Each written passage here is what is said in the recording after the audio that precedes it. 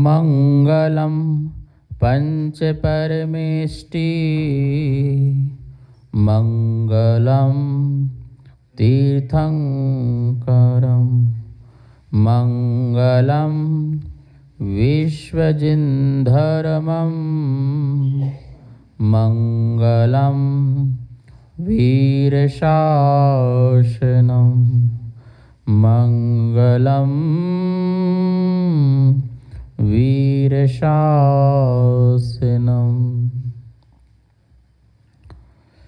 इष्टोपदेश परम मांगलिक ग्रंथ है। आचार्य देवनंदी अपर नाम पूज्यपाद स्वामी द्वारा यह लिखा गया है। इसमें 51 मात्र श्लोक हैं, संस्कृत भाषा में है। यहाँ दूसरे नंबर के श्लोक में कल बताया गया था कि यदि योग उपादान और योग निमित्त मिलते हैं तो एक जो स्वर्ण पाषाण है वह भी स्वर्णपने को प्राप्त हो जाता है। ऐसे ही आत्मा को स्वद्रव्य स्वचेत्र स्वकाल और स्वभाव का जो योग उपादान है और उसे भी यदि कोई बाहरी योग निमित्त मिल जाता है तो वह आत्मा भी आत्मपते को प्राप्त हो जाती है, मतलब आत्मता प्रकट हो जाती है। जैसा आत्मा का शुद्ध स्वरूप है उस स्वरूप प्रकट हो जाती है। और बिल्कुल निश्चित ही कि हमें ऐसे ही निमित्तों की आवश्यकता है और ऐसे निमित्तों को पाने के लिए हम जो है पुरुषार्थ करते हैं। वर्तमान में जो हम पुरुषार्थ करते हैं वो उसी को पाने के लिए करते हैं। 4 प्रकार के जो पुरुषार्थ बताए हैं वो पुरुषार्थ जो हैं निश्चित ही वही पुरुषार्थ हैं।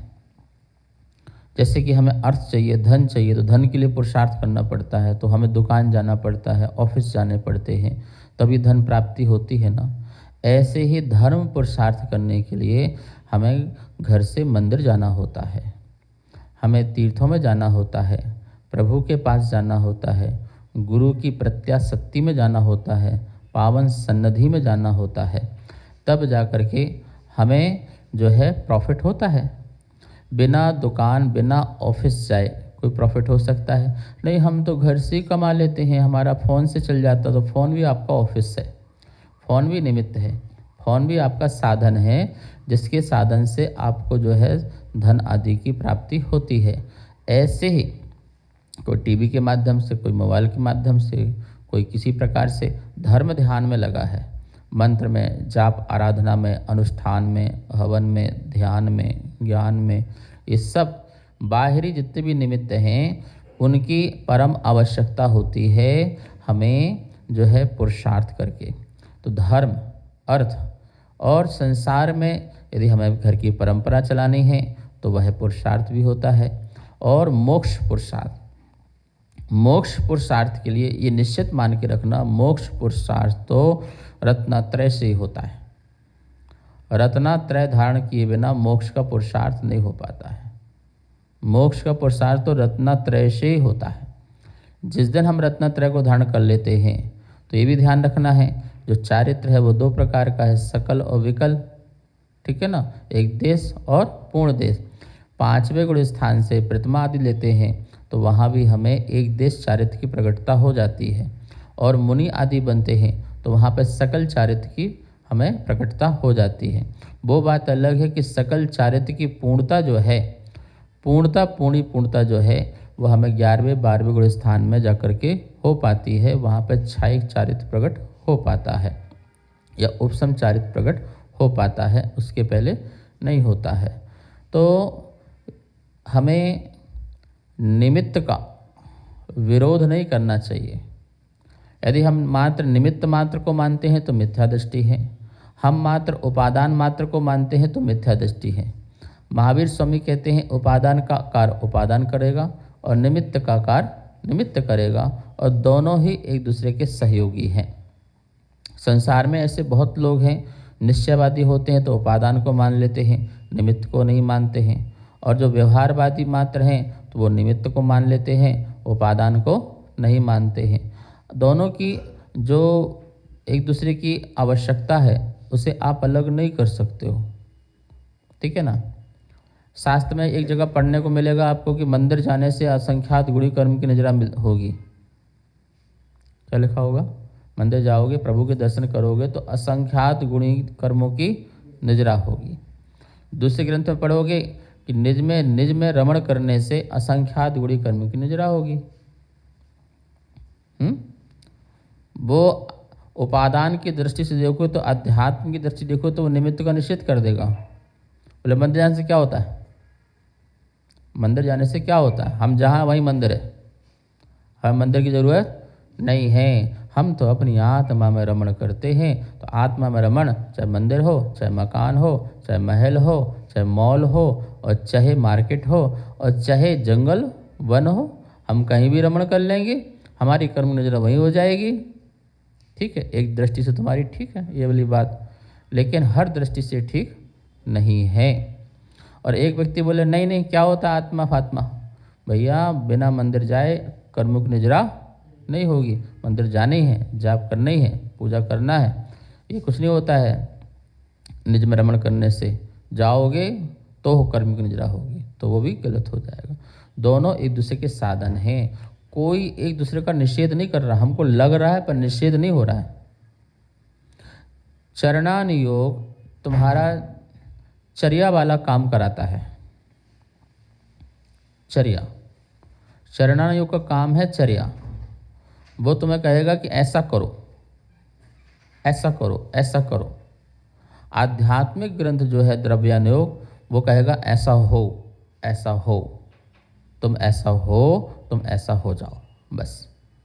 और चरण कहेगा नहीं तुम ऐसा करो, ऐसा करो। ठीक है ना? मतलब कितनी सारी बातें हैं। यदि तुम बीमार पड़ गए तो करणान योग कहेगा तेरा असाता कर्म का उदय है, उसे और कोई जजमेंट नहीं देना, वो कर्म पर डाल देगा। देख तेरे कर्म आए थे असाता के और तू बीमार हो गया। चरणान योग से पूछोगे तुम क्यों बीमार हो गए, तूने क्या खाया था बता पहले। आज तूने क्या खाया था? तूने कुछ जो है प्रकृति विरुद्ध खा लिया होगा, अपच हुआ होगा, इसलिए तेरा वात पित्त जो है कफ आदि विषम हो गया है और तू बीमार हो गया है। वो खाने पर जोर देगा। तूने क्या खाया था, तूने कहाँ बैठा था, ठंडी में बैठा था, गर्मी में बैठा था, धूप में बैठा था, यहाँ बैठा था, मतलब बाहर की चीज़ों को वो देख करके जजमेंट देगा। ठीक है ना? और आध्यात्मिक वाले के पास जाओगे तो बोलेगा कि तूने क्या किया था ये बता। तूने क्या किया था? हाँ, राग किया था, द्वेष किया था, मोह किया था, टेंशन किया था, तनाव लिया था, कुछ जोर डाला था, क्या किया था? इसलिए तू क्या है? बीमार है। कोई ना कोई तो बात है, तूने क्रोध किया होगा, मान किया होगा, माया किया होगा, लोभ किया होगा, मन में तनाव डाला होगा, तनावग्रस्त हुआ होगा, इसलिए तो क्या हो गया है? बीमार हो गया है। यानी कितनी सुंदर बातें हैं कि एक एक अनुयोग को पढ़ते हैं तो उसके अनुरूप पढ़ना है। कोई अनुयोग दूसरे अनुयोग का विरोधी नहीं है। वो तो एक अपना एक एंगल बता रहा है कि ये इसका एंगल, ये भी सही है, ये भी सही है, ये भी सही है। तुमने ये खाया, असाता का उदय आया और आत्मा में राग देश भड़क गया। ठीक है ना? अथवा राग देश का तुमने किया और उससे द्रव्य कर्म उदय में आया और बाहरी चीज़ों का निमित्त मिला और काम ऐसा हो गया। तो ये सब एक दूसरे का पूरक है। ठीक है? तो जैसे आध्यात्म के चरणों ने कहता है मंदिर जाओ, कर्म की निजरा होती है, तो ये भी पक्ष सही है। और अध्यात्म कहता है निज में निज रमण करो, तो ये भी सही है। मंदिर जाएंगे नहीं और निज में रमण होगा नहीं। ठीक है ना? मंदिर जाएंगे नहीं और विशुद्धि परिणाम बढ़ेंगे नहीं। तो दोनों बात हो गई ना, कि उसने मंदिर भी पहुंचा दिया और उसने विशुद्धि भी बढ़ा दी। तो कभी भी एक पक्ष को स्वीकार नहीं करना। ये श्लोक बहुत सुंदर है। योग्योपादान योगेन दृशधा स्वर्णता मता द्रव्यादि स्वादि संपत्ता वात्मनोप्यात्मता मता आत्मनः अपि आत्मता। आत्मा आत्मा को प्राप्त हो जाती है स्वद्रव्य आदि के मिल जाने से, सुयोग साधन मिल जाने से। या अपने स्वयं का उपादान जागृत हो जाने से। हम आपको बताना चाहेंगे कि अधिकांश समय तो हमारा उपादान जागृत रहते ही है। अधिक समय ऐसा होता है कि उपादान जागृत होता है, लेकिन बाह्य संयोग न मिलने के कारण, बाह्य संयोग अच्छे न मिलने के कारण वह उपादान जागृत होते हुए भी उसमें कार्य की सिद्धि होती हुई नहीं दिखाई देती है।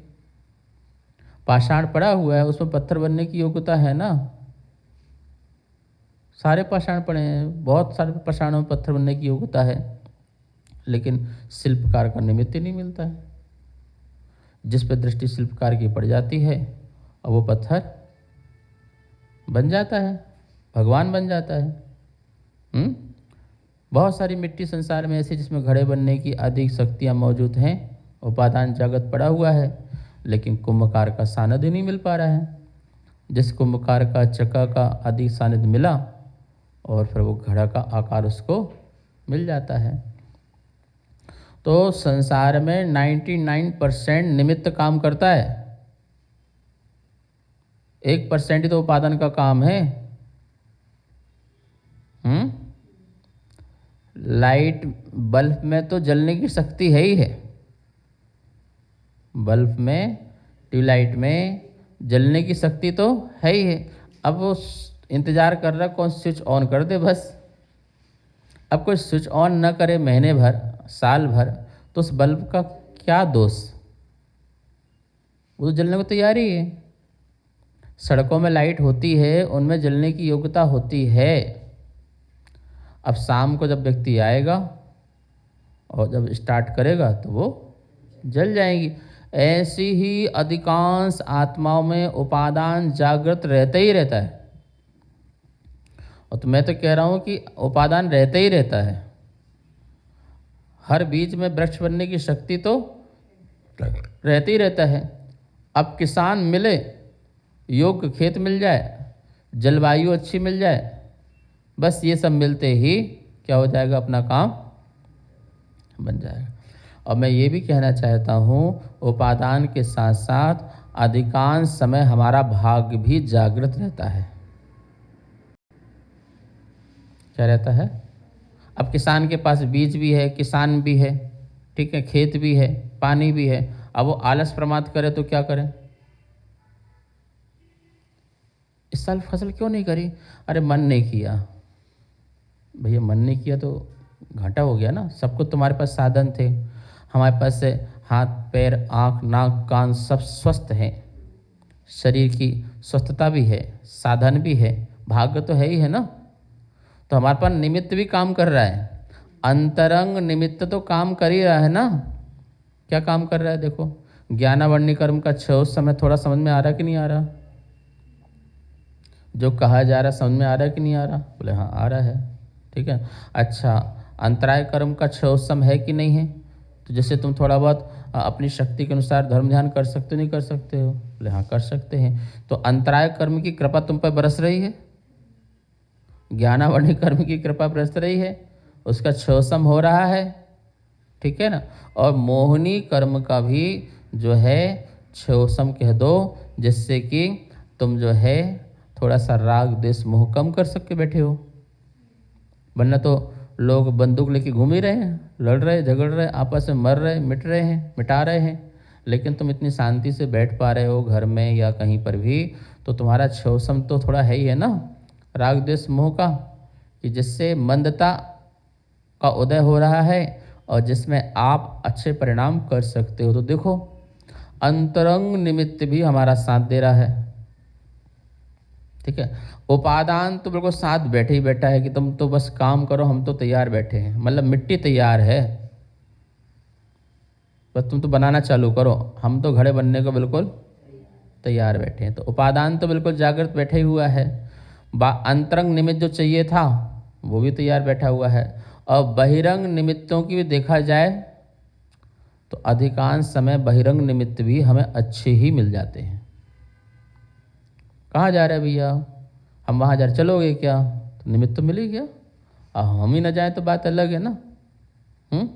भैया विधान हो रहा है, बैठोगे क्या?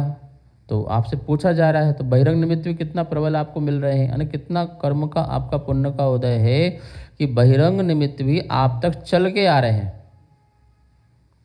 चल के आ रहे हैं, ठीक है ना। पर हम उनको भी नज़रअंदाज कर देते हैं, उनको भी हम दूर भगा देते हैं, नहीं नहीं अभी नहीं, बाद में देखिए, वो देखिए अभी समय है, ये है। दान पुण्य भी आ रहा है, बाद में मना कर देते हैं। दया का प्रसंग भी आ रहा है तो हम उसे हटा देते हैं। गरीब आया, कुछ मांगा, भागो यहाँ से। दया का प्रसंग आया तो हमने दया भी नहीं करी। दान, गुरु आ गए, चौका लगा सकते थे, दान का प्रसंग आया तो हमने लगाया नहीं। तो हम तो अपने जो बाह्य निमित्त इतने सुंदर सुंदर मिल रहे हैं, हम उनको भी तो ठुकरा रहे हैं। तो कहते हैं जीवन में गोल्डन चांस कभी कभी आते हैं। मैं तो कह रहा हूँ गोल्डन चांस हर समय आते हैं, हर समय ही आ रहे हैं, ठीक है। आवश्यकता है उसका उपयोग करने की। तो इस श्लोक के माध्यम से हमें यही सीखना है कि उन्होंने कहा है कि देखो, योग उपादान यदि है और योग निमित्त मिल जाए तो कार्य की। अब पत्थर पड़ा है और किसान मिले तो किसान पत्थर का क्या करेगा? उसको तो शिल्पकार चाहिए ना। और दाने पड़े हुए हैं और वहाँ शिल्पकार मिल जाए तो शिल्पकार के हाथ में दाने क्या काम के? और किसान के सामने इतना सुंदर पाषाण पड़ा हो तो उसके लिए वो क्या काम का? तो बोले नहीं, योग निमित्त भी होना चाहिए, ठीक है ना। विद्यार्थियों को गधा पढ़ाने आ जाए तो वो गधा करेगा क्या? ठीक है ना, तो कोई काम का नहीं है ना। तो बोले कि योग निमित्त भी होना चाहिए और योग उपादान भी होना चाहिए। और जब ये दोनों का संयोग मिलता है तो क्या होता है? कार्य की सिद्धि हो जाती है। यद्यपि कार्य अपने उपादान से ही होता है, अपनी निशक्ति से होता है। निमित्त भी कार्य करेगा तो वो भी उतना ही कर पाएगा जितना उपादान में होने की शक्ति होगी, और बाकी कुछ कर नहीं सकता, ठीक है ना। शिल्पकार भी पाषाण को भगवान बनाएगा, लेकिन वो तभी बना पाएगा जब पाषाण में भगवान बनने की आकृति आने की उसमें योग्यता होगी। ये तो निश्चित है ही है, इसमें कौन टाल रहा है। लेकिन बिना शिल्पकार के भी तो नहीं बन रहा है ना, ये भी तो स्वीकार करना पड़ेगा। तो इस प्रकार से दोनों का परम सहयोग मिलने से कार्य की सिद्धि होती है, ऐसा आचार्य का यहाँ पर कहना था। कार्यक्रम पाठशाला के पुण्यार्जक थे श्री दिगंबर जैन मंदिर, लोधी कॉलोनी, दिल्ली।